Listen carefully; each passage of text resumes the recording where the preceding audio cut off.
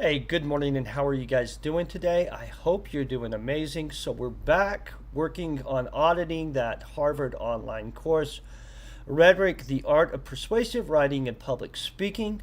Of course, in the description below, I did leave a link so that you can go on and take your own Harvard online course if you feel like it. So, of course, it is way early in the morning, and of course, it is super smoky in my area due to the wildfires that are currently out of control. Um, Luckily, they're not near me raging. The smoke is just ridiculous. I actually feel bad for the people living near the actual wildfires. Um, but we'll get chat up real quick. We'll get right into working on this next section. I'm hoping to get this done this week, just to be honest. This class has been a lot more work than I expected it to be when I first decided that this is what we do to after writing a book. This was not the best choice. It's an excellent class. I'm going to have to admit that part, the rhetoric part, the speeches we've listened to, the vocabulary. It's been great. I was looking for a class to kind of unwind a little bit, not a hey, let's freaking do a hard class right after being burnt out from writing a book. It's okay. It is what it is. Let's just get through it. Outside of that, just hope you guys are doing awesome. So let's go over this. Your first impressions and analysis. Ronald Reagan's nomination acceptance speech. There are no new concepts to review for this unit. Instead, turn your focus to Reagan's oratory. View the speech and in your annotation notes both the rhetorical devices Reagan employs and how he uses them to connect to his audience. The devices could be any of the elements you have studied in this course. Identify as many as you can.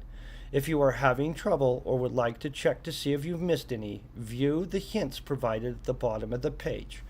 We're probably not going to do that. At this point, I'm going to just be honest, guys. We legit are just trying to get through this course. And so I'll look at the hints. Obviously, there's hints that look like in quiz form, but whatever. We'll deal with that in a second.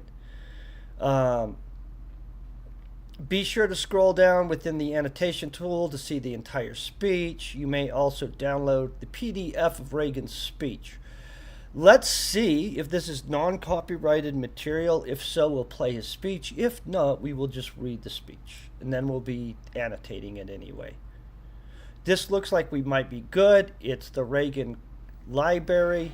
I think that they're not going to be total crazies on stuff. Let's hope so. Oh, it's 46 minutes. Guys, we're not listening to 46 minutes. Thank you very much. Did he really talk for 46 minutes? Thank you very much.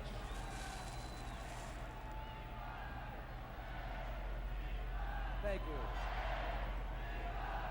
I'm trying to think of what to think about this. Do we want to listen to a 46-minute speech? I don't want to. Can we get to the speech part? And I thank you for your wholehearted response to my recommendation with regard to George Bush as the candidate for vice president. Okay, we're going to read this, guys. I don't want to spend the whole morning watching this speech if we can read it at a rate that's slightly faster. And oh shit, it's massive anyway. Nothing we can do about this, guys. Let's just blow this baby up and let's read it. Or we could read it while we're annotating it.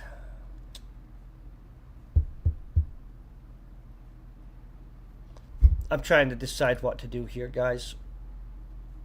I don't want to spend a lot more days on this course, but I want to give it a fair go type thing. Let's read this, then we'll annotate if we have time. Hopefully this isn't horrible. Republican National Convention's acceptance speech, July 17th, 1980, Ronald Reagan. Mr. Chairman, Mr. Vice President, to be this convention, my fellow citizens of this great nation, with a deep awareness of the responsibilities conferred by your trust, I accept your nomination for the presidency of the United States. I do so with deep gratitude, and I think also I might interject on the behalf of all of us our thanks to Detroit and the people of Michigan and to this city for the warm hospitality they have shown us.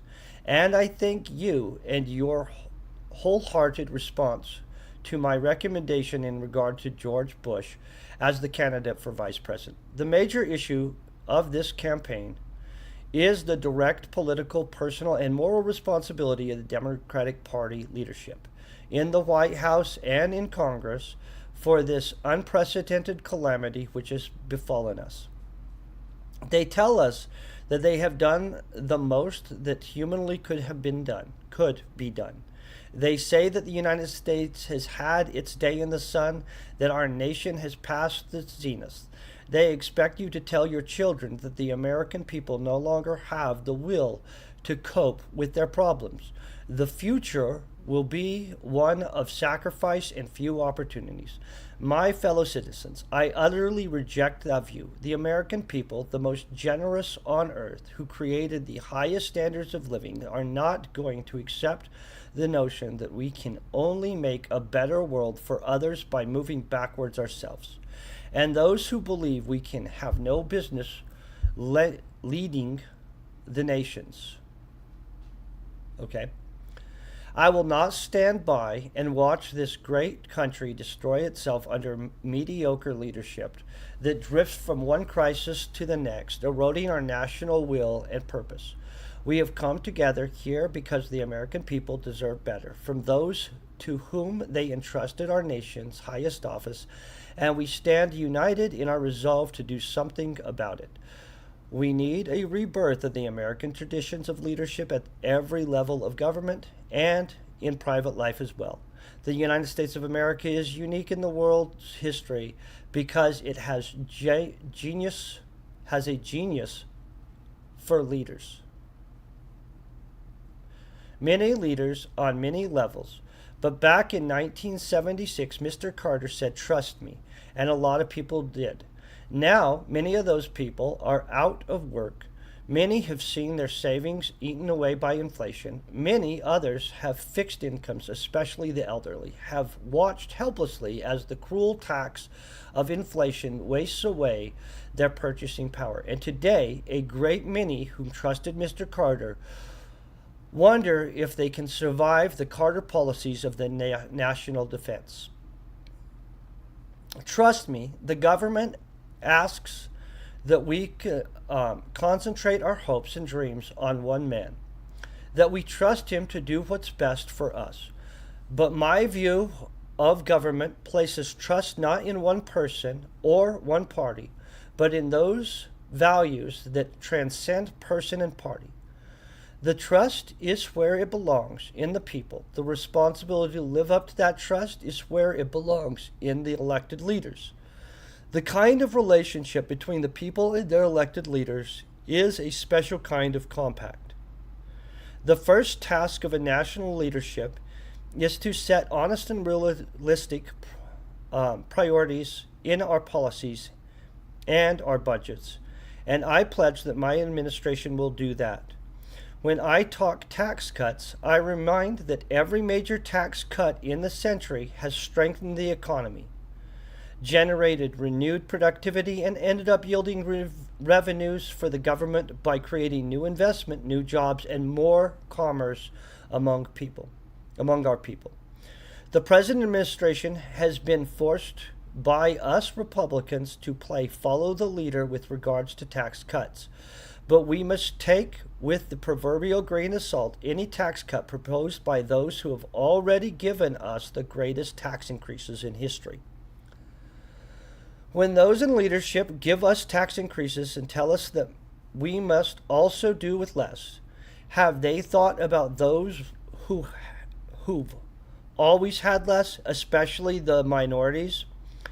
This is like telling them to just as they step onto the first rung of the ladder of opportunity, the ladder is being pulled out from under them. That may be the Democrat leader's message to the minorities, but it won't be ours. Our message will be we have moved ahead, but we're not going to leave anyone behind. Whew. I'm going to get some coffee in me real quick. Thanks to the economic policies of the Democratic parties, millions of Americans find themselves out of work. Millions more have never had a fair chance to learn a new skill, hold a decent job, or secure themselves and their families a share in the prosperity of this nation. It is time to put Americans back to work, to make our cities and towns resound with the confident voice of men and women of all races, nationalities, and faiths, bringing home to their families a decent paycheck they can cash for honest money. For those without skills, we find a new way to help them get skills. For those without job opportunities, we'll stimulate new opportunities, particularly in the inner cities where they live. For those who have abandoned hope, we'll restore hope and we'll welcome them into the greatest national crusade to make America great again. Which, by the way, this is where it comes from, that statement. When we move from domestic affairs and cast our eyes abroad, we see an equally sorry chapter in the record of the present administration. A Soviet combat brigade trains in Cuba, just 90 miles from our shores. A Soviet army of invasion occupies Afghanistan, further threatening our vital interest in the Middle East. America's defense strength is at its lowest ebb in a generation, while the Soviet Union is vastly outspending us in both strategic and conventional arms. Our European allies, looking nervously at the growing menace from the East, turned to us for leadership and fell to find it. And incredibly, more than 50 of our fellow Americans have been held captive for over 80 months by a dictatorial foreign power that holds up to ridicule before the world. Holds us up to ridicule before the world. Adversaries, large and small, test our will and seek to confront our resolve. But we are given weakness when we need strength. Vacillation when the time demands firmness. The administration which has brought us to this state is seeking your endorsement for 4 more years of weakness, indecision, mediocrity, and incompetence. No American should vote until he or she has asked, is the United States stronger or more respected now than it was 3.5 years ago? Is the world safer, a safer place in which to live? Is the responsibility of the President of the United States in working for peace to ensure that the safety of our people cannot successfully be threatened by a hostile foreign power?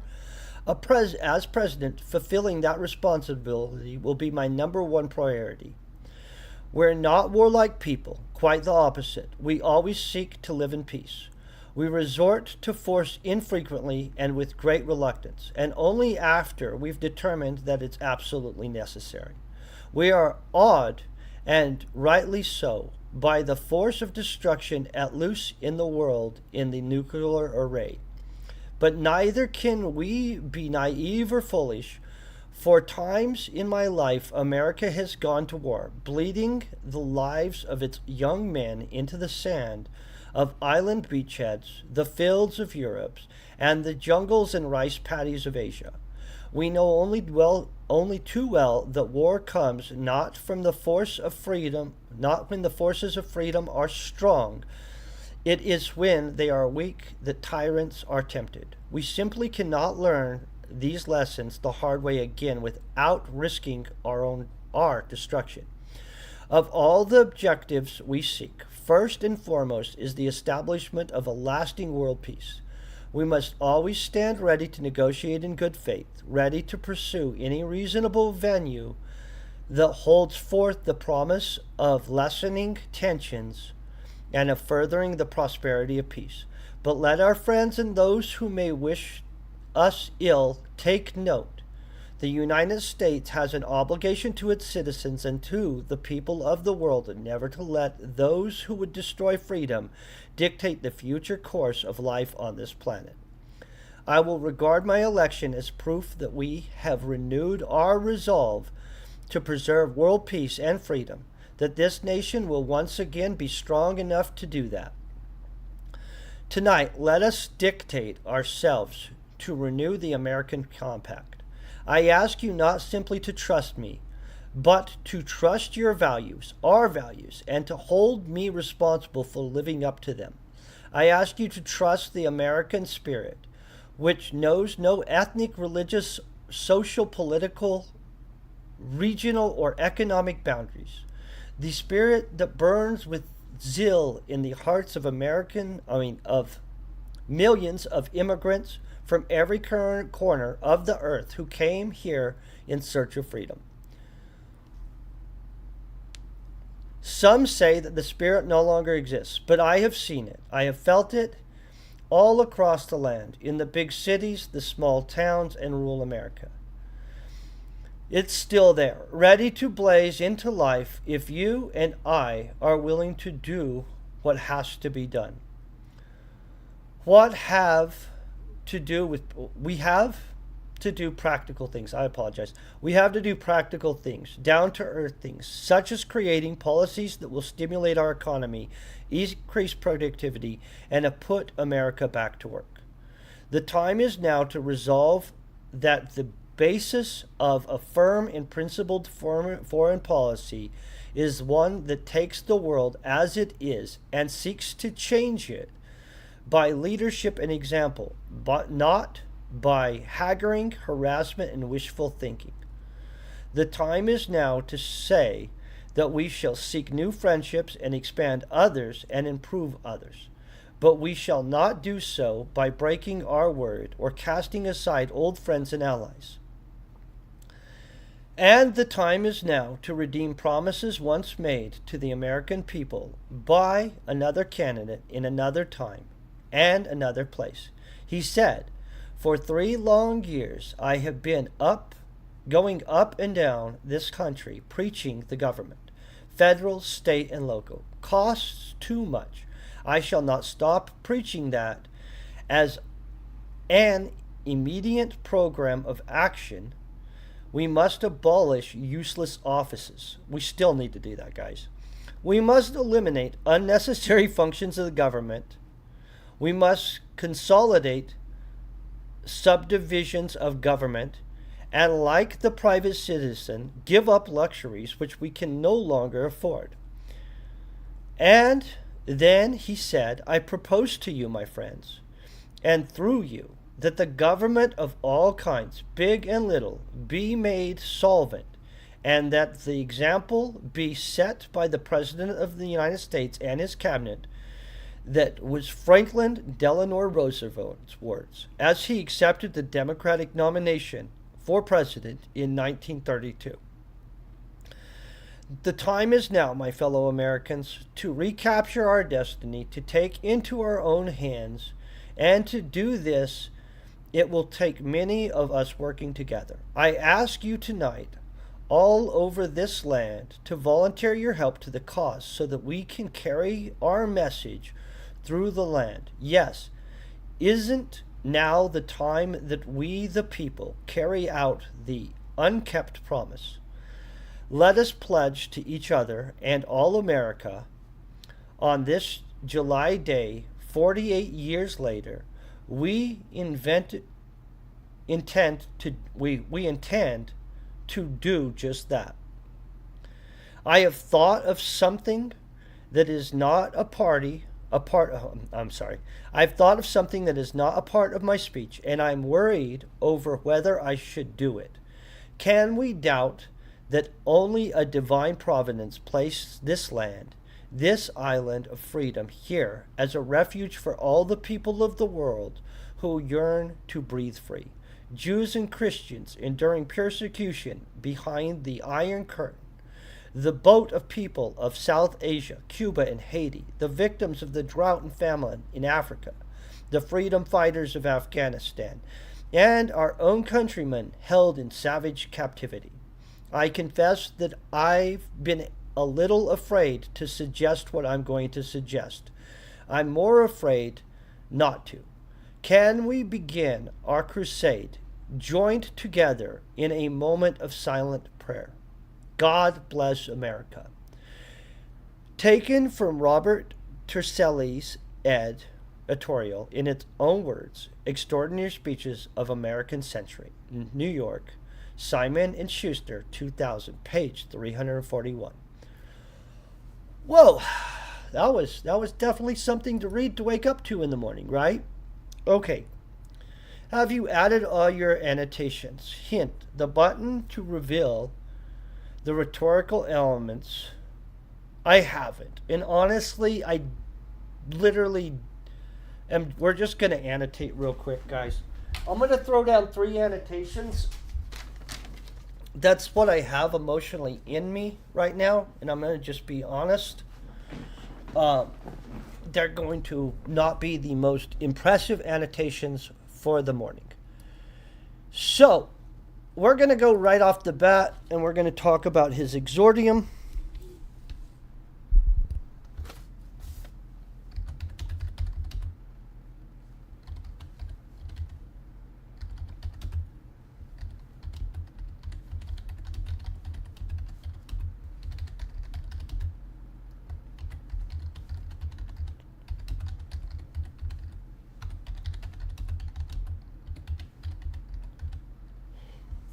Okay.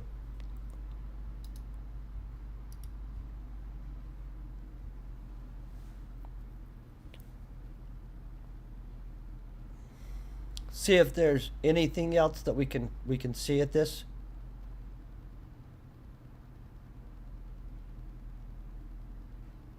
I'm okay with that. That's the exordium. I'm saving that. Boom. We've got the exordium out of the way.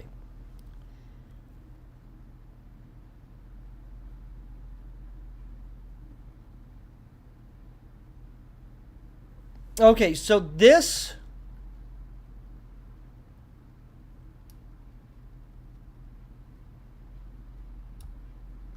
honestly is a refutio.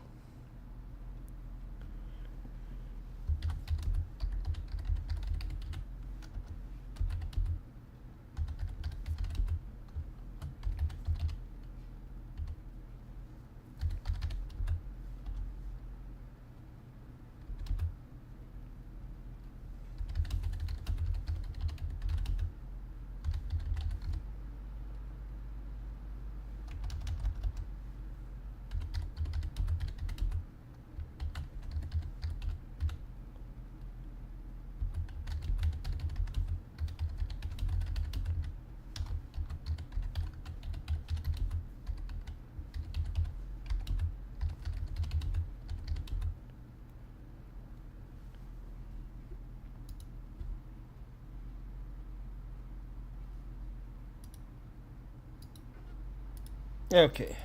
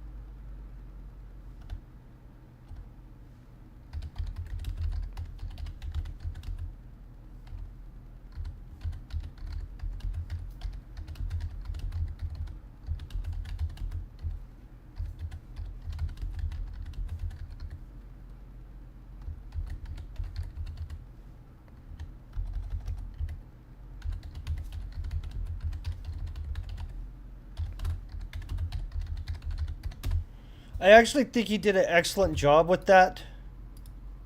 Just to be honest, boom. Okay, I will not stand. Mediocre leadership. Let's find something else that's kind of good and interesting. In all honesty, it's an excellent speech. Um, I don't believe he used as many tropes. I did see one.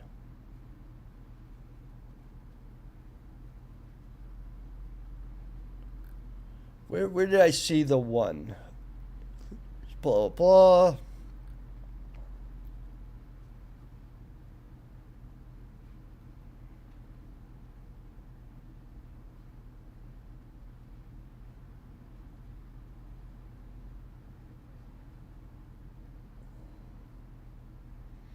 Honestly, right here.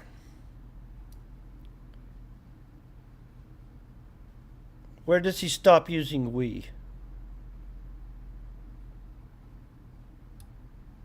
His use of we again and again is he used.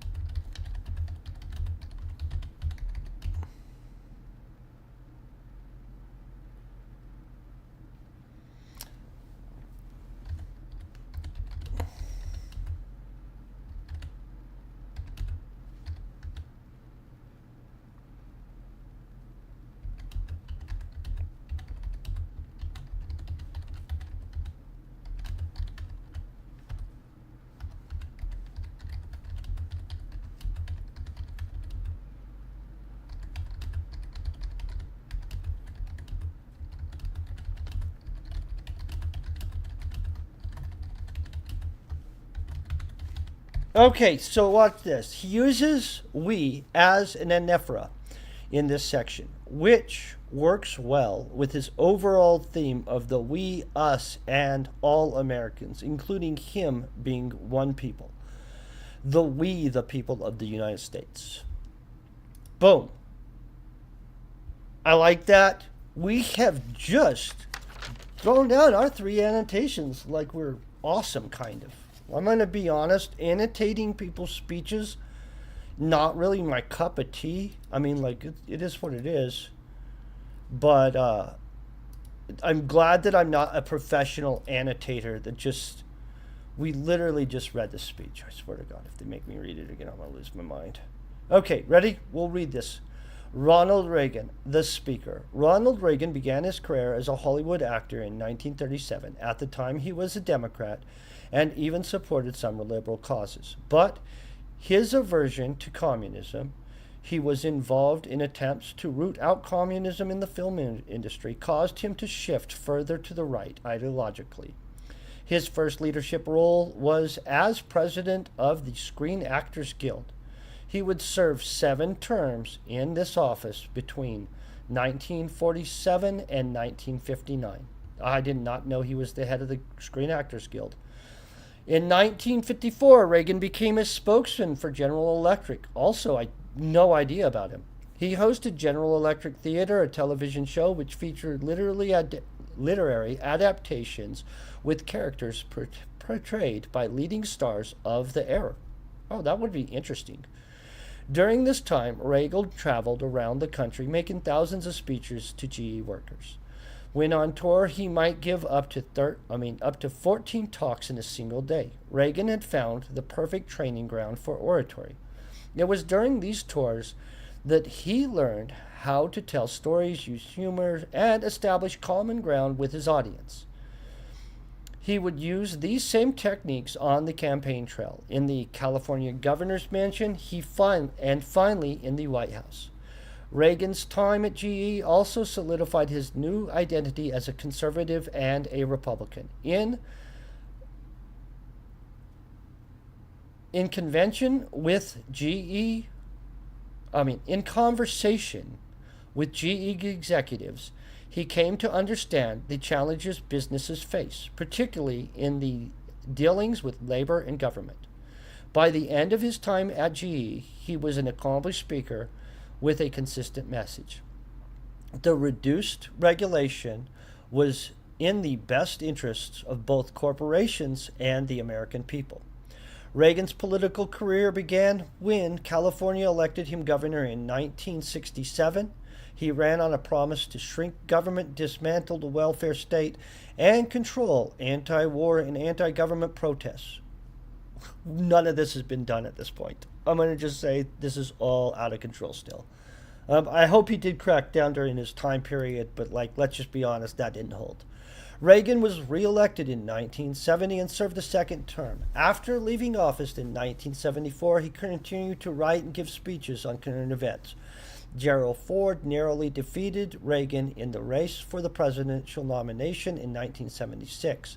This loss did not deter him. 3 years later, Reagan announced that he would run again. This time, his experience, charisma, and gift for language earned Reagan his party's nomination and a chance at presidency. The speech. In this speech at the 1980 Republican National Convention in Detroit, Reagan did not shy away from addressing the country's challenges. In the late 1970s, Americans were contending with high gas prices, stagflation, high inflation plus high unemployment rates, and a slow economic growth, anxiety from a heightening Cold War tensions, and trouble in the Middle East. The Iranian Revolution had occurred a year before, with the new regime showing increasing hostility towards the West. Yeah, he should have just took them out, just to be honest. But that's an opinion. At the time of the election, 52 Americans were being held hostage in Tehran. The world watched as the Iranians held the hostages for 444 days. Politicians cast blame, particularly at President Carter and the Democrats. Not doing anything to rescue your people when they're held is absolutely pathetic.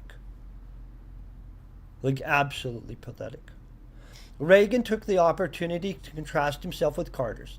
He did his best to paint the president as an overly pessimistic. In July of 1979, Carter made what came to be known as the malaise speech on national television. He never used the word no malaise, but did acknowledge America's crisis of confidence.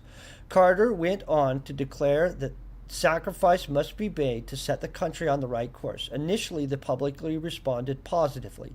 Conservative pundits, however, accused him of blaming Americans for causing their own problems. The president's approval rating began to slide. Challenges at home, plus setbacks in foreign relations, including the Soviet invasion of Afghanistan, took their toll. Ultimately, it was Carter who had lost America's confidence. In his nomination speech, Reagan crafted a conscious counterpoint to Carter's almost sermon-like structure and delivery.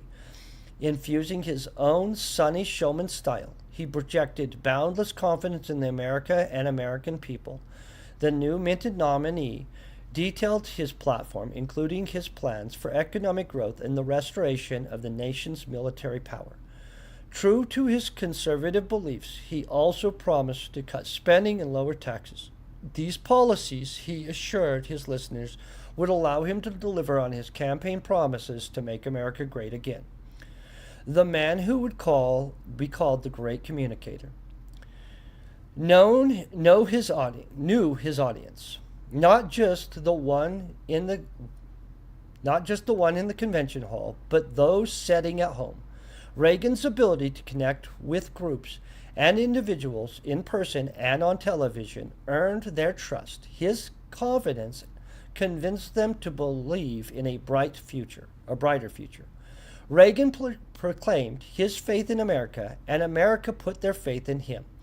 On July 20th of 1981, Ronald Reagan became, on January 20th, 1981, Ronald Reagan was sworn in as the 40th President of the United States. Oh, wow.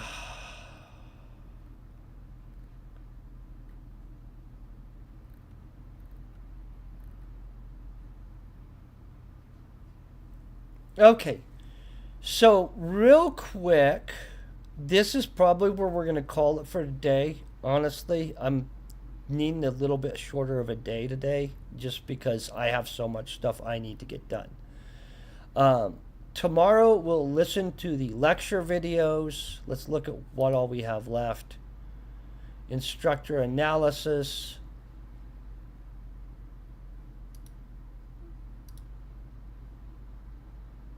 I'm trying to think, do we want to listen to these today? I'm semi-tempted to, but my headphones just died on me, and so I don't want to have my headphones plugged in over here and be stuck the way that we would be. And so here's the plan. I'm going to call it a short day today. We'll get back with the rest of this tomorrow. We'll finish out this section. Obviously, we only have section number 7 left. I have not finished through all of the lecture videos for this course yet. I will legitimately try to listen through them today. That's all I can say. I won't get through them all, but I'll get through some more of them. That's what we can do. Outside of that, I hope you guys have an amazing day. I do want to thank you guys for hanging out, just being epic, and peace and very best wishes.